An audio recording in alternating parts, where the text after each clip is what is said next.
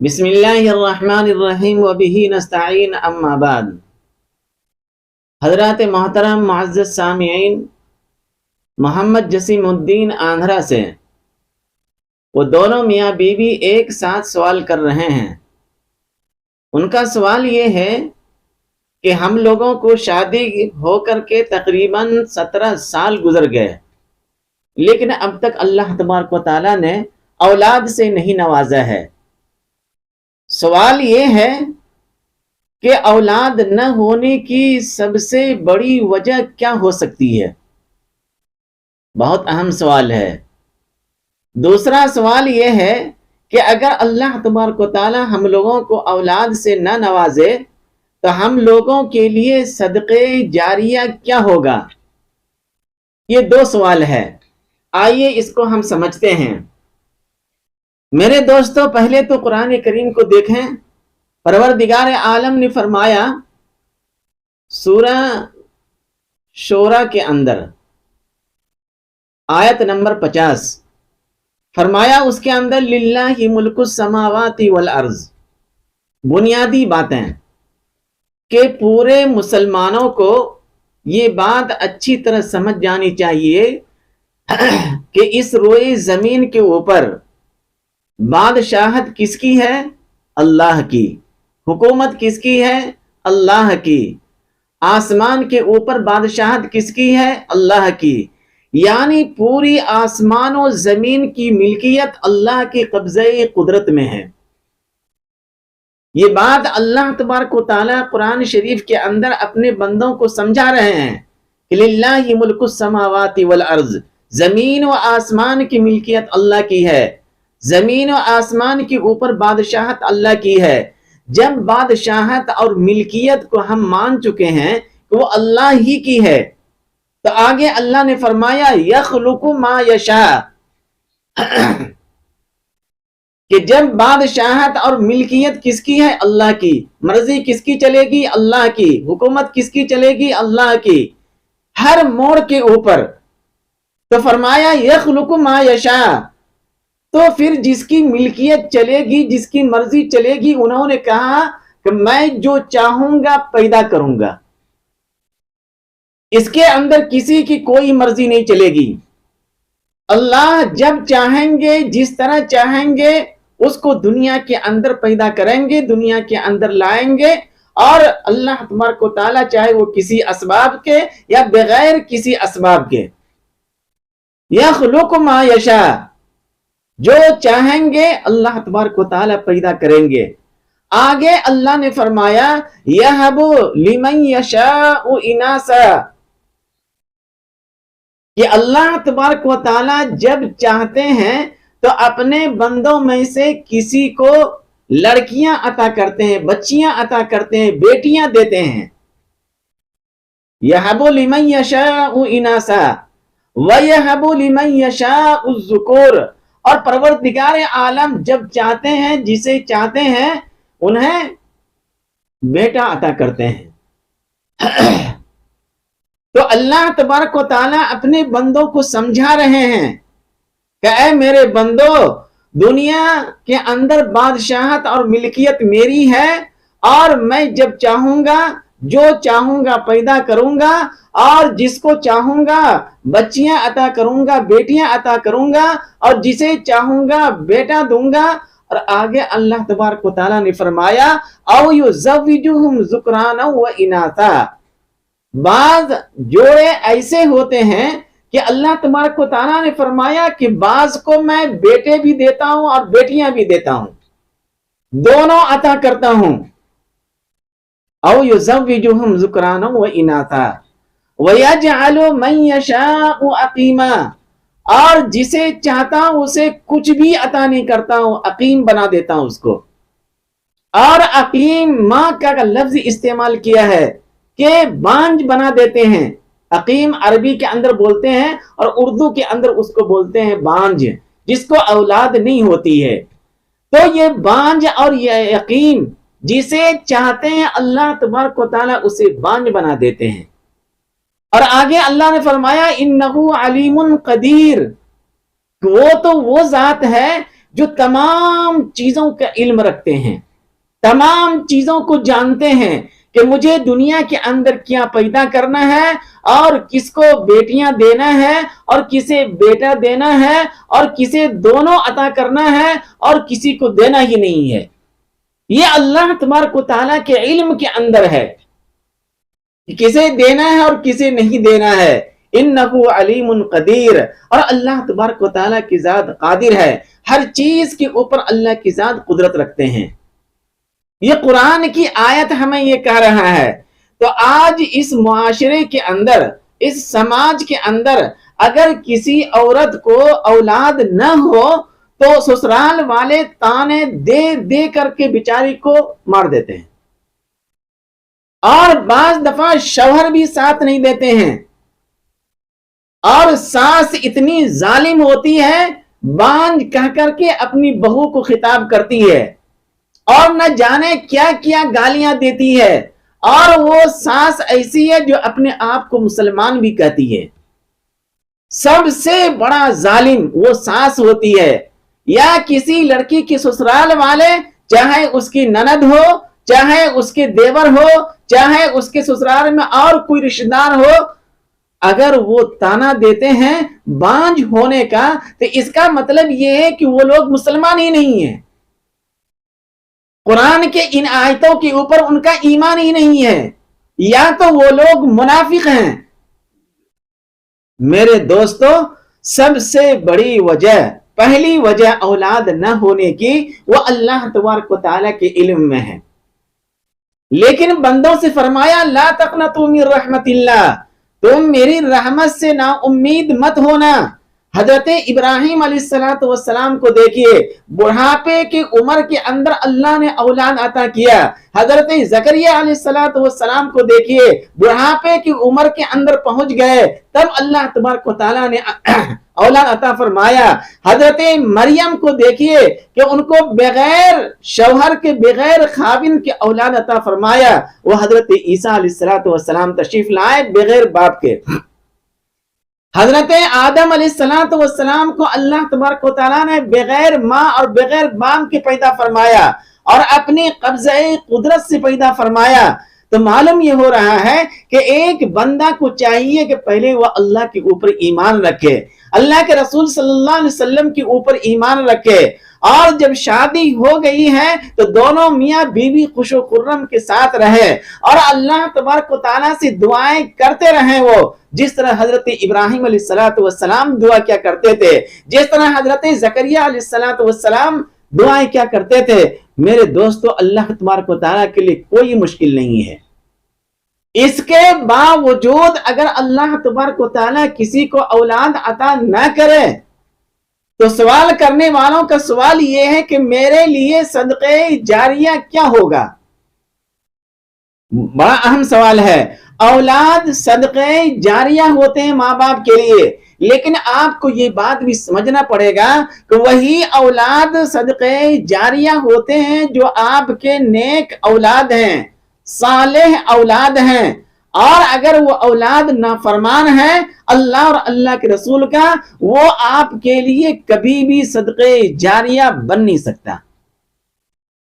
آپ مر جائیں گے، قبر کے اندر اتر جائیں گے، ہو سکتا ہے کہ ایک دن یا دوسرے تیسرے دن قربانی وغیرہ کرا دیں گے، اس کے بعد پوری زندگی جب تک اس کی موت نہ ہو جائے کبھی بھی وہ اپنے ماں باپ کو یاد کریں گے ہی نہیں، اور یاد اگر کریں گے ہی تو ایسے بیٹھے بیٹھے، ہاں میرے ابو تھے، ہاں میری ماں تھی، بس کبھی آپ کو بخشیں گے نہیں، کبھی آپ کے لیے دعائیں نہیں کریں گے، کیونکہ وہ آپ کے نافرمان اولاد ہیں۔ تو آپ اس مسئلے کو اچھی طرح سمجھ جائیں کہ ہر اولاد ماں باپ کے لیے صدقہ جاریہ نہیں ہو سکتا ہے، وہی اولاد صدقہ جاریہ ہوگا جو نیک ہو اور صالح ہو، اللہ اور اللہ کے رسول صلی اللہ علیہ وسلم کے اوپر ایمان رکھتا ہو، اللہ کا خوف ان کے دلوں کے اندر ہو، اور قبر اور حشر ان کی نگاہوں میں ہو، تو ایسے اولاد آپ کے لیے صدقہ جاریہ ہوگا۔ مسئلہ یہاں یہ ہے کہ اللہ تبارک و تعالیٰ نے اولاد عطا کیا ہی نہیں، تو ہمارے لیے صدقہ جاریہ کیا ہوگا؟ میرے دوستو صدقہ جاریہ صرف اولاد ہی نہیں ہے. اگر آپ نے علم سیکھا ہے اور علم دوسروں تک پہنچایا ہے اور اللہ کے بندوں کو اللہ کی طرف بلایا ہے، وہ نیک عمل کرتے رہیں گے، وہ آپ کے لیے صدقہ جاریہ بن جائے گا. یا آپ نے کسی بچے کو حافظ قرآن بنایا ہے، وہ بچہ صدقہ جاریہ بن جائے گا، چاہے وہ بچہ کسی اور ہی کا کیوں نہ ہو. اگر آپ نے کسی عالم کا کسی طرح سے بھی ہیلپ کیا ہے تو وہ بھی آپ کے لیے صدقہ جاریہ بن جائے گا. جب تک وہ زندہ رہیں گے اس روئے زمین کے اوپر آپ کو ثواب ملتا رہے گا. اور ان کے گزرنے کے بعد جس طرح انہوں نے علم کو پھیلایا ہے اور دوسروں تک پہنچایا ہے، اللہ کے بندوں کو اللہ سے ملایا ہے، اللہ کے بندوں کو اللہ کی طرف بلایا ہے، تو ایسے تمام لوگ آپ کے لیے صدقہ جاریہ بن جائے گا. صدقہ جاریہ آپ کہیں مساجد بنا دیں، وہ صدقہ جاریہ بن جائے گا. یا مسجد بن رہی ہے اس کے اندر تعاون کریں، وہ صدقہ جاریہ بن جائے گا. مدارس بنا دیں، وہ آپ کے لیے صدقہ جاریہ بن جائے گا. یا کہیں پہ پانی کا انتظام نہیں ہے، وہاں پہ آپ پانی کا انتظام کر دیں، وہ آپ کے لیے صدقہ جاریہ بن جائے گا. یا کسی گاؤں اور شہر کے اندر کوئی درخت لگا دیں، وہ آپ کے لیے صدقہ جاریہ بن جائے گا. یا نہیں تو کسی یتیم بچے کو آپ پال لیں، پرورش کریں، ان کو پڑھائیں لکھائیں، نیک اور صالح بنائیں، وہ آپ کے لیے صدقہ جاریہ بن جائے گا. صرف اپنی اولاد ہی صدقہ جاریہ بننا، وہ آپ کے اولاد نیک اور صالح ہیں تو وہ صدقہ جاریہ بنے گا. چاہے وہ اولاد میں بیٹی ہو چاہے وہ بیٹا ہو، کوئی بھی ہو، اگر وہ نیک اور صالح ہے، اللہ کا خوف اس کے دلوں کے اندر ہے، تبھی وہ ماں باپ کے لیے صدقہ جاریہ بنیں گے، ورنہ وبال عذاب بن جائے گا. وہ سمجھ رہے ہیں میری بات؟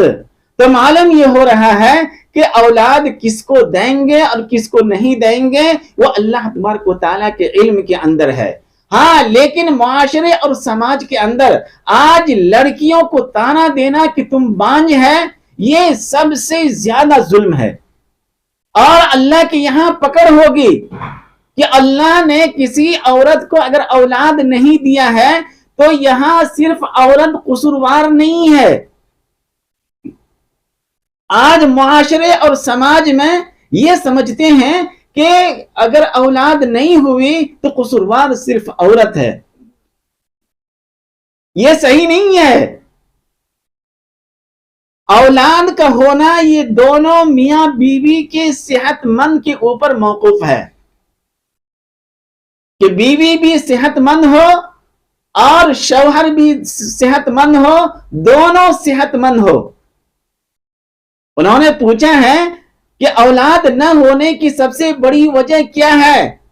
ہم معاشرے اور سماج کے اندر دیکھ رہے ہیں کہ اگر کسی کو اولاد نہیں ہوئی تو تمام الزام وہ عورتوں کے اوپر ہوتی ہے. یہ صحیح نہیں ہے، یہ غلط ہے. اور میں اپنے تجربات سے کہتا ہوں کہ 75 مرد ایسے ہوتے ہیں جس کے اندر مردانہ کمزوری ہوتی ہے. اور وہ مردانہ کمزوری کبھی سگریٹ کی وجہ سے ہوتی ہے، کبھی بیڑی کی وجہ سے ہوتی ہے، کبھی گٹکا کی وجہ سے ہوتی ہے، کبھی شراب کی وجہ سے ہوتی ہے. یعنی ایسے تمام چیز، خاص کر کے سگریٹ، یہ سگریٹ تو حرام بھی ہے، اس کی وجہ سے مرد کے اندر مردانگی جو ہوتی ہے وہ بالکل ڈیمیج ہو جاتی ہے. اور جس کی وجہ سے 75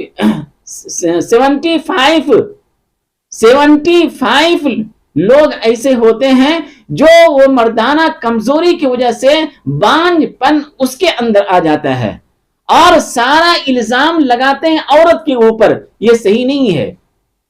اگر کبھی عورت کو ڈاکٹر سے دکھائیں گے لیکن اپنے آپ کو نہیں دکھائیں گے، یہ سب سے بڑی غلطی ہے. اور ڈاکٹروں کو بھی چاہیے اگر عورت کو چیک کر رہے ہیں وہ تو دونوں میاں بیوی کو ایک ساتھ چیک کرے اور ایک ساتھ علاج کرے.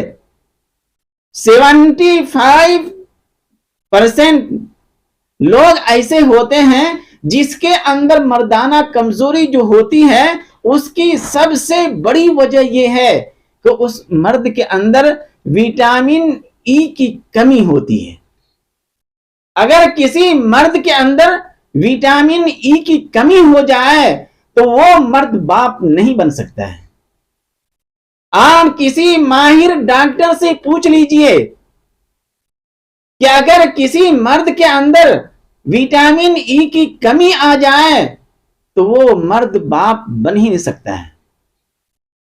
इस वजह से अल्लाह तबारक व तआला औलाद नहीं दे रहे हैं। क्यों नहीं दे रहे हैं, वो अल्लाह की मर्जी है, लेकिन इलाज कराना ये तो सरकार दो आलम सल्लल्लाहु अलैहि वसल्लम की सुन्नत है। आप इलाज क्यों नहीं करा रहे हैं? आप किसी माहिर डॉक्टर के पास दोनों मियां बीवी जाएं और दोनों अपना इलाज कराएं, और उसके बाद रूहानी बहुत सारे वजीफे भी हैं जिसका आप विर्द कर सकते हैं और अल्लाह के जानिब खुद मुतवज्जह हो जाएं, और खास करके तहज्जुद की नमाज के अंदर तो अल्लाह तबारक व तआला इन्नल्लाह अला कुल्ली शैइन कदीर, हर चीज के ऊपर कादिर है। जो अल्लाह पत्थर से ऊंटनी को पैदा कर सकते हैं तो वो अल्लाह किसी भी माँ बाप को औलाद क्यों नहीं दे सकते हैं? देंगे। और अगर किसी मसलिहत की बुनियाद के ऊपर वो अल्लाह की मर्जी होती है, किसी को इलाज कराने के बावजूद भी नहीं देते हैं। अगर नहीं दिए तो आप सब्र कर लीजिए और सदक़े जारिया के तौर पे किसी को अच्छा मशवरा दे देना, हाँ, ईमानदारी के साथ, ये भी सदक़े जारिया है। वो अलग मसला है कि हम किससे मशवरा लें किससे मशवरा न लें, वो अलग मसला है। वैसे हमारे मुआशरे के अंदर बाज लोग बहुत अक्लमंद बनते हैं, और अगर वो कोई अहम काम का फैसला करते हैं तो अपने दिलो दिमाग से सोचते हैं, गौर व फिक्र करते हैं। मेरी बात को समझ रहे हैं आप? कोई अक्लमंद जो अपने आप को अक्लमंद कर रहे हैं मुआशरे और समाज के अंदर, मैं मुआशरे और समाज की बात कर रहा हूं, अपने आप को अक्लमंद, कोई अहम फैसला करते हैं, वो अहम फैसला करने की वजह से वो अपने आप के ऊपर गौर व फिक्र करते हैं और दलाइल की रोशनी में गौर व फिक्र करते हैं, और बाज दफा वो मशवरा लेते हैं। मशवरा किससे लेते हैं? जाहिलों से लेते हैं, और बोलते हैं कि हम बहुत अक्लमंद हैं। और बहरहाल किसी से भी मशवरा ले, वो हम किसी वीडियो के अंदर बताएंगे कि मशवरा किससे लेनी चाहिए। मशवरा लेते हैं, वो अपने माँ बाप से मशवरा लेते हैं, अपने बहन भाई से मशवरा लेते हैं, और अपने दोस्तों अहबाब से मशवरा लेते हैं, लेकिन आखिर के अंदर वो अक्लमंद आदमी जो अहम फैसला लिया है करता वही है जो बीवी कहता है। ऐसे भी लोग होते हैं मुआशरे और समाज के अंदर, करेगा वही जो बीवी कह रही है। तो भाई जब बीवी कहने के ऊपर तुमको वही काम करना था तो फिर मशवरे की क्या जरूरत थी? तमाम लोगों को टाइम वेस्ट कर रहे हैं। तो मेरे दोस्तों, ये मेरा मौजू नहीं है, बातें आ गई थी सामने। मुझे बताना ये है कि सबसे बड़ी वजह औलाद न होने की वो यही है कि मर्द के अंदर तो 65 हो या 75 ऐसे मर्द होते हैं जिसके अंदर विटामिन ई की कमी होती है। तो ऐसे मर्द को चाहिए वो अपना इलाज भी कराएं और अपनी वाइफ का भी इलाज कराएं। तो इंशाअल्लाह अल्लाह तबारक व तआला की जात से उम्मीद है कि अल्लाह तबारक व तआला जरूर औलाद अता फरमाएंगे। और अल्लाह तबारक व तआला ने आपको औलाद से नहीं नवाजा है, इसके बावजूद तो आप किसी यतीम बच्चों की परवरिश करें ताकि वो बच्चा आपके लिए सदक़े जारिया बन जाए। और बहुत सारी बातें हैं इस मौजू के ऊपर, मैं पूरे खोलना नहीं चाहता हूं। आप अगर इसके बावजूद भी कोई ऐसा जोड़ा है जो शादी को अरसा हो गया और औलाद से अल्लाह तबारक व तआला ने नहीं नवाजा है, तो कुछ वज़ाइफ होते हैं, उस वज़ाइफ के लिए आप मुझसे कांटेक्ट कर सकते हैं, राब्ता कर सकते हैं। स्क्रीन के ऊपर नंबर भी आ रहा है, دعا ہے کہ اللہ تعالی ہم لوگوں کو کہنے سننے سے زیادہ عمل کرنے کی توفیق عطا فرماوے، آمین۔